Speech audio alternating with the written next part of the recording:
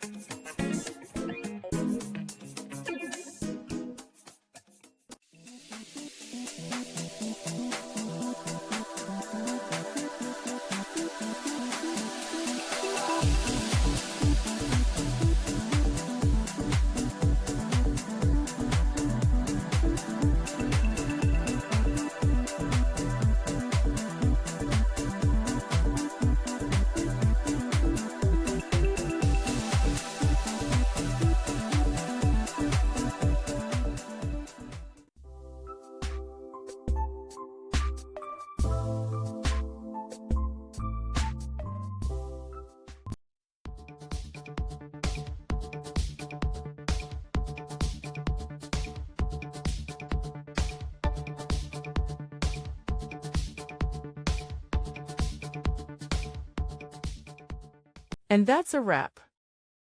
I hope you found the answer you were looking for. If you did, take a second to hit that subscribe button. It really helps out.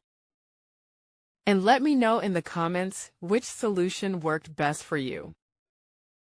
See you next time in the debug zone.